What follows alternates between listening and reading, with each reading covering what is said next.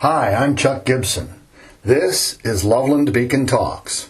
Today we are joined by Lynn Mangan, candidate for the Loveland School Board, in our first of a four-part special edition, Getting to Know Your Loveland School Board Candidates. Now it's my pleasure to welcome our first guest candidate, Lynn Mangan. You never know. Well, Lynn Mangan, thank you and welcome to Loveland Beacon Talks. This edition is the, getting to know our Loveland School District candidates. So thank you for joining us. Yes, thank you. I'm so glad to be here, Chuck. I appreciate your time. Great. Well, we appreciate you taking the time to talk. I'm sure you're busy with the candidacy.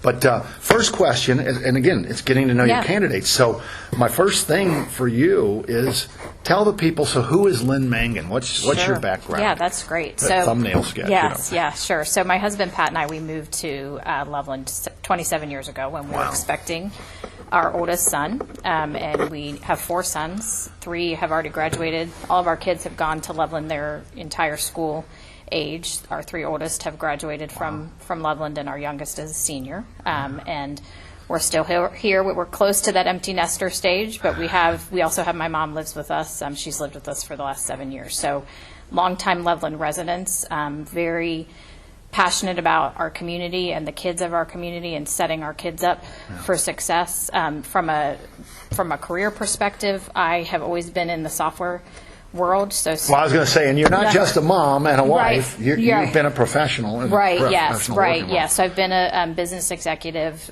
Started out, I can kind of date myself, as a COBOL programmer. Oh my gosh. Yes. So worked for Anderson, which is now Accenture, out of college. And then went into a family business that my dad owned, that we ended up selling in 2000. But have always been in business, really passionate about the people. I think that people are the magic in any organization, and when we get our people in the right seat, then the organization can hum really well. And have been in very fast-paced, high-growth organizations. So was at Paycor for 10 years, and just grew a ton there, and then spent the last 5 years at a private equity-owned company named Club Essential. That was a software company that was headquartered here in town. So really just, and in that, I think I bring that business side of, your customers expect you to always be delivering value, your shareholders expect a great return on investment, and, and that ability to work with people and lead people, and bring positive results for whatever you're doing. But well, and you're going to get a chance to tell us a little more about that. But one of the other, the other first question, question 1 and question 1A. Yeah. So, life is pretty good. You have three that have already been all the way through, graduated. And we know Marcel is the 4th, if you don't mind me saying one of the kids' names. I won't go through the whole thing. But Marcel's a senior this year. Yeah. So, here's the question that comes from that. Why run for the Loveland School Board at this stage of your life? Yes, exactly, and some of my family might be asking me that same question. But I think, I am super passionate about kids having access to quality education, and I don't think that's something we can ever take for granted. And I think we need to continue to do it in a really cost-effective way. I got involved I've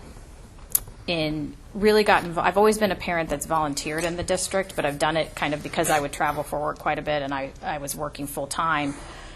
I would do it kind of on my hours, so I would do things that were volunteering behind the scenes, but got more involved in in 2020 with the district, and understand that to continue to have quality schools in Loveland, that we need to have business people on the board that understand what it means, and to deliver that value for our kids and for our community, because like I said, in business, our business, you have shareholders and you have customers.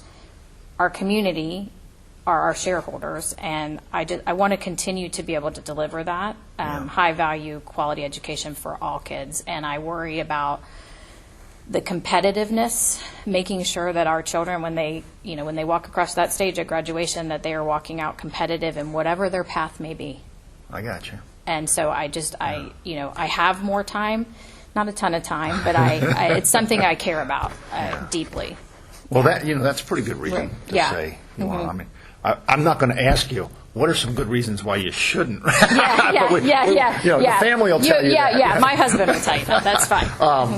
But so that's the reason that you're seeking election. Right. And of course, we should touch on, as you mentioned when we were talking, like off the air, so to speak, the going to door, people want to know, so what's going on, when is it? And right. So it's 2 seats. Kathy Lorenz is retiring. Right. And, of course, Linda Cecil, who is also running to be reelected, is serving the remainder of Kevin Daugherty's thing, which it expires December 31st. So Linda was the appointed to fill out that, final months of Kevin's. So there's 2 seats, there's 4 candidates, yourself included, that are running for. This one is like, even for me, I'm getting the question right. So you can share. I kind of limited it to, I said, what are the 3 things? That's what I would ask you.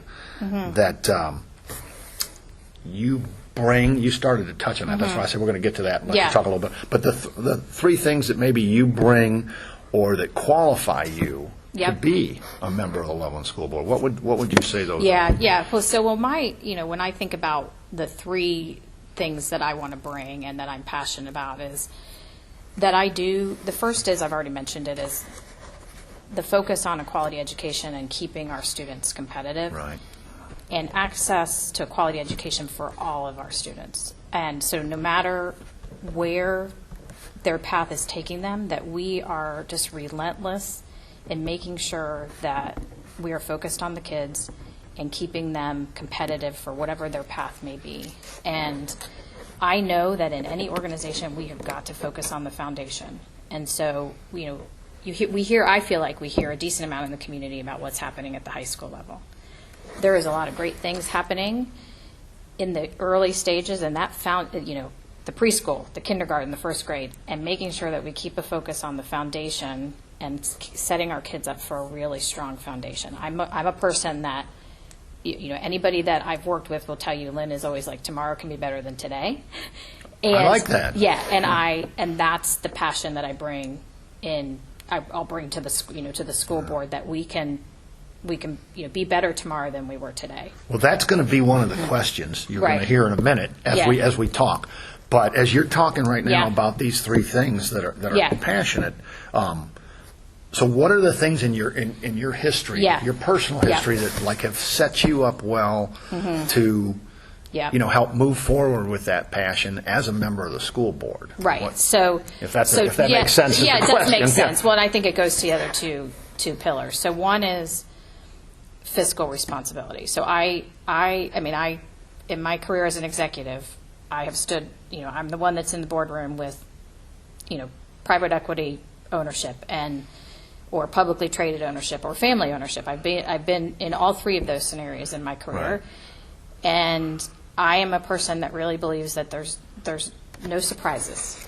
So, our community does expect and should expect that we are fiscally responsible with the funds that fund our school. And so that means you're going to, with me, and this translates from business, whether it's growth rates, whether it's your EBITDA and your profitability level, you don't have profitability in schools, but you do have a budget you're managing, and you have to talk about why you're making certain investments. Right. It's not just the investments you're making for today. What are we making for the future? What are we seeing that we need to do for our kids to make sure that they're strong citizens and make sure they're ready, whatever their path post-graduation is? And so that same kind of relentless focus I had on the business outcomes and success in business, I'll bring that same thing to the school board. I am very good at bringing, I think sometimes there's people in organizations that are just problem identifiers, right, where they just are constantly pointing out the problems that are there. We know those people all through all walks of life. Right, exactly. They can tell you what's wrong, right, and that's great. Come and complain and tell me everything is wrong, but do you have a solution, which I think is what you're leading to here. Exactly. So it starts with, there's always more problems that can be solved, and it starts with deciding what are the problems that we're going to say, yes, we need to solve today. What are the ones we're going to say, yeah, let's put it on the list, but not yet. And then there's a list that we're not going to tackle. And I'm very good at that prioritization. I'm very good at when the room is hot, of bringing the temperature down and listening and just being very curious about how we do that. So that's kind of that second pillar, goes along with fiscal responsibility, but just making sure that we're showing, I'm very proud of the district that we spend less than the state average per student. Right. And we deliver solid results, for our kids. And well, that was a big thing. I mean, obviously, with the passage of the levy in May. Yep. And that was a big part of the message. Yeah. How well it was received, I don't know, because there were still people that voted against it. Yeah, of course. Yeah. But it passed finally, Yep. and whether I was for it or against it doesn't matter. But the Yeah. bottom line is it passed finally. And obviously that was a big part of the message, Lynn, was that Loveland Schools, by the numbers, spends less per student. Right, that's correct. And then the report card says getting good results on that smaller dollar, on that smaller expense. Yeah. So that's and a key thing, and obviously. I think the other thing that I bring is that I'm good at putting context around things. So there's a lot of it's school finance. Before 2020, I didn't know a whole lot about it. I've learned a lot since 2020 about it. Every number needs context to understand why it is what it is and how it But I love looking at the cost per spend, understanding or per student.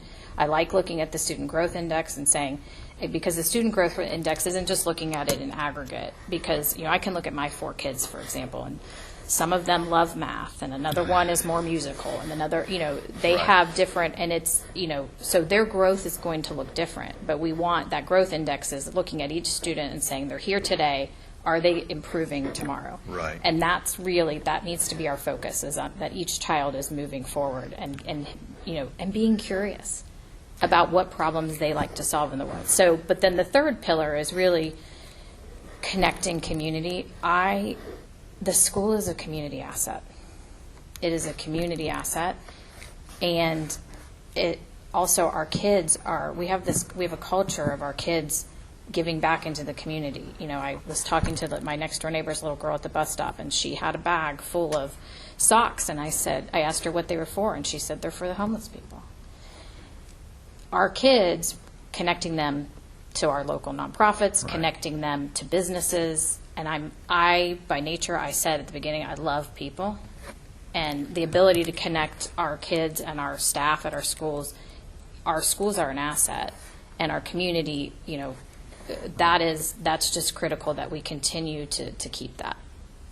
Well, going back to the start of that question, and going through your 3 pillars. Yeah. So if we talk to the people that you've worked with over your career, and we won't say how many years of career. COBOL's a dead giveaway. It's all right. You can say people. I repeated that just to be mean. I'm sorry. That's okay. But so if we talk to the people that Lynn has worked with, they're going to say those pillars are things where you've excelled in providing solutions or answers. They're gonna talk about my passion for getting to know people one-on-one and understanding what their strengths are, and then getting them in a spot where they're using their strengths. They're going to talk about that Lynn knows numbers, and she may drive us crazy with numbers because I'm always looking at them and I can spot and say, what are we, what's this? Tell me why this looks different, or where are we going to hit? What's the next goal?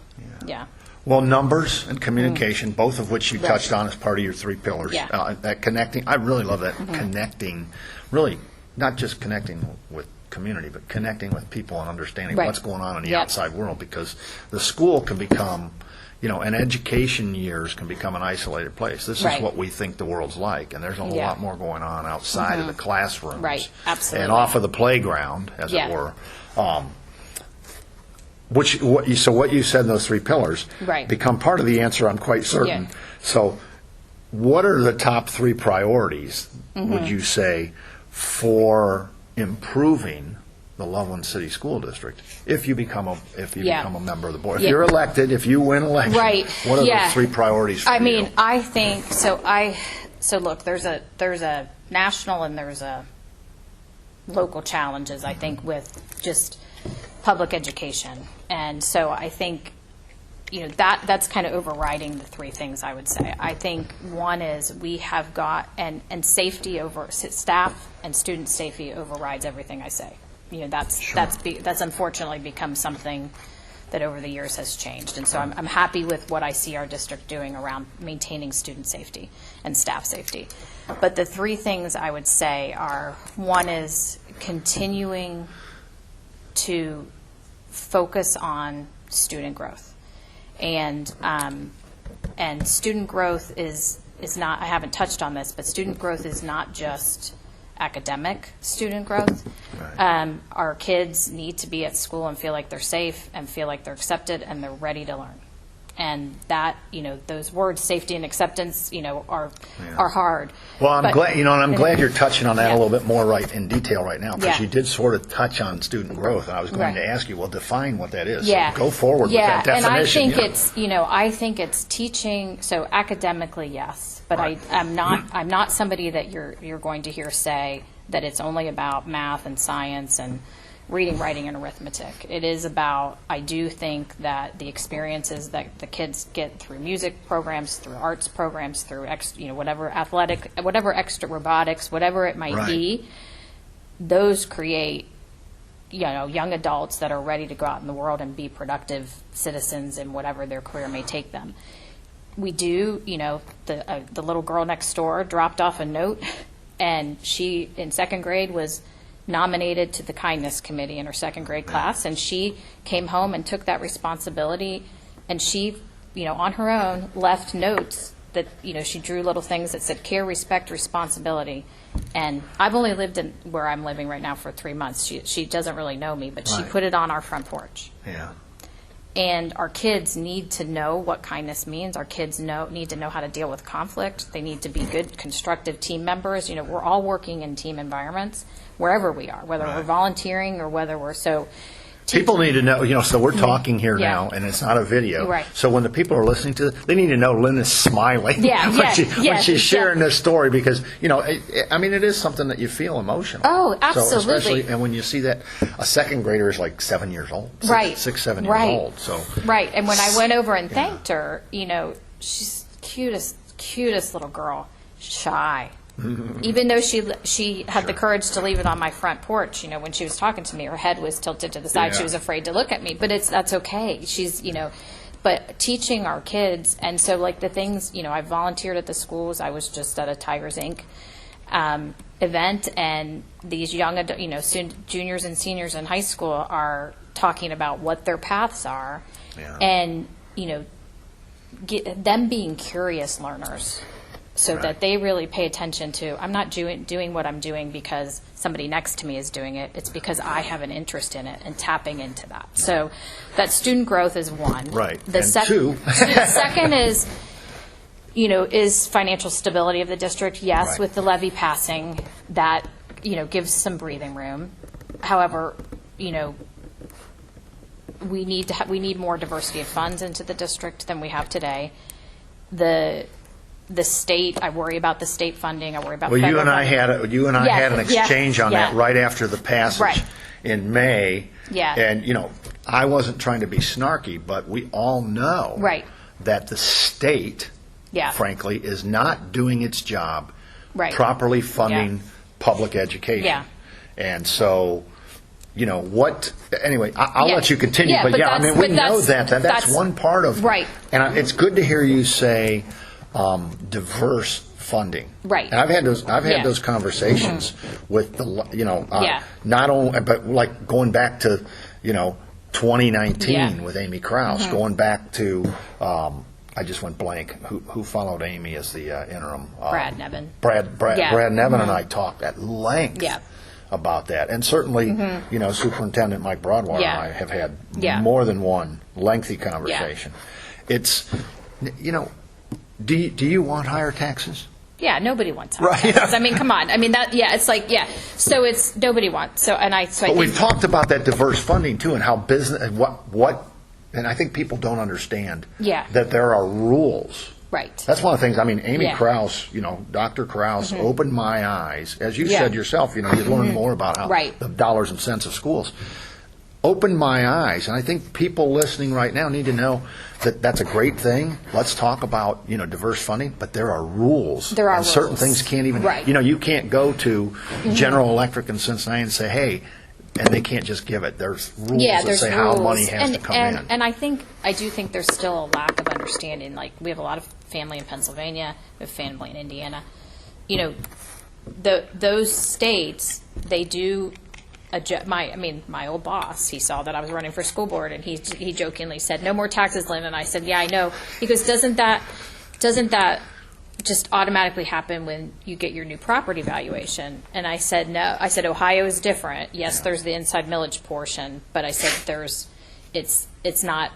And I said, Pennsylvania, my family that's lived in Pennsylvania, they don't have to deal with this Right. So that's a big piece. But I also am happy with what the school is doing in terms of, it's part of the strategic vision that we do need to diversify funding. There's been some recent new sponsorships with Beacon is now the sponsor for athletic training. That's, it's not going to make up, Right. but it's a move in the right But direction. it's taken that away from, we don't have to worry about that in our budget. Right. And we'll still be able to offer athletic training. Right. As And extracurricular. and it's better, and then we're using the facilities. The Youth Soccer Association is going to be using some of the turf facilities at the high school during the off season. That's good. That's great. So we need to look at those opportunities. We do need to work with our state legislators. So that financial stability is the second pillar. The third is one that I think, you will hear me say, people are the magic of any organization. Whether it's you're a volunteer in an organization, whether you're an employee in an organization. And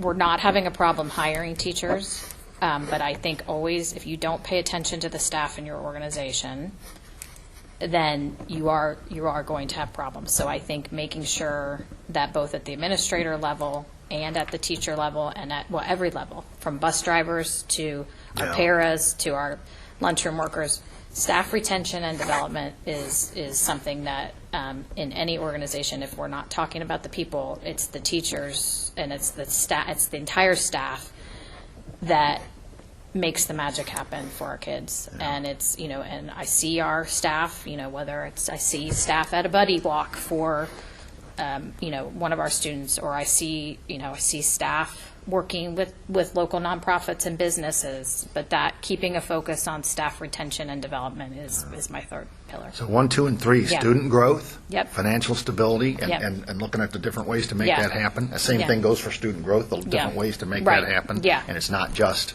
in the academic aspect, which is a great point. Right. And then finally, the staff and Yeah.